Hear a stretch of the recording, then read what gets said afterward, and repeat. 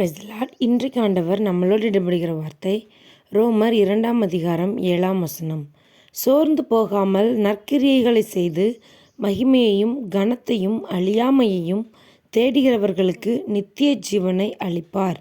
ஆமேன். அன்பான தேவனுடைய பிள்ளைகளே, நாம் இந்த உலகத்தில் என்ன ஒரு நோக்கத்திற்காக வாழ்ந்து கொண்டிருக்கிறோம்?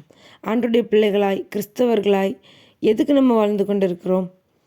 நித்திய ஜீவனை சுதந்திரித்துக் கொள்வதற்காக. நமக்கு ஆண்டவரோடு கூட ஒரு வாழ்க்கை வேண்டும் மறுமையில் என்று சொல்லி விசுவாசித்து இன்றைய நாட்கள் ஆண்டவர் நமக்கு தந்திருக்கிறார் என்று சொல்லி அவருக்கு உண்மையாய் நாம் வாழ்ந்து கொண்டிருக்கிறோம். ஆனால் நித்திய ராஜ்யத்தை சுதந்திரித்து கொள்வதற்கு நாம் நினைக்கிறோம், நாம் செயல்படுகிறோமா? நம்முடைய செயல்பாடு எப்படி இருக்கிறது? ஆண்டவருக்காக எதையாகிலும் செய்யணும், ஆண்டவருக்காக நான் வாழ்வேன், நான் ஜெபிப்பேன், பைபிள் வாசிப்பேன், இல்லை இந்த மாதிரி பாவங்களை செய்ய மாட்டேன்னு சொல்லி அநேக நேரத்தில் நம்ம தீர்மானங்கள் எடுத்திருக்கலாம். அநேக நேரத்தில் நம்ம ஆண்டவருக்காக உறுதியாக நின்றுக்கலாம்.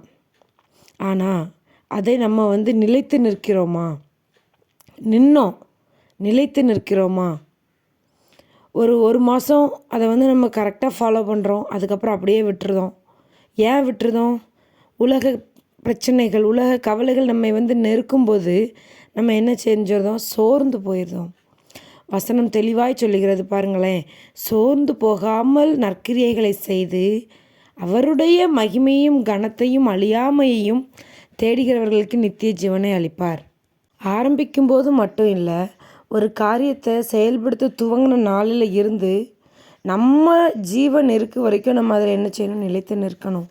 அப்படி சோர்ந்து போகாமல் நிலைத்து நின்று ஆண்டவருக்குள்ளே நம்முடைய ஜீவியத்தை காத்து கொள்வோமேயானால் அவர் நமக்கு என்ன தருவாராம்? நித்திய ஜீவனை தருவாராம். நம்மலாம் ஒரு மனுஷனுடைய வார்த்தைகளை கேட்ட உடனே சோர்ந்து போயிருந்தோம். ஒரு சூழ்நிலைகளை பிசாசு நமக்கு எதிராக திருப்பின உடனே சோர்ந்து போயிருந்தோம். நீங்கள் வேதத்தை அதிகமாய் நேசித்து வாசிக்கிற பிள்ளைங்களாக இருந்தீங்கன்னா பிசாசையும் உங்களுடைய சூழ்நிலையையும் உங்களுடைய எந்த ஒரு கஷ்டமான காரியங்களாக இருந்தாலும் நீங்கள் வசனத்தை கொண்டு அதை மேற்கொள்ள முடியும். அதனால் நீங்கள் வசனத்தில் நிலைத்திருங்க. நீங்கள் வசனத்தை உட்கொண்ட பிள்ளைகளுக்கு எந்த விதத்தையும் பிசாசானவன் அவங்கள தோற்கடிக்கவே முடியாது.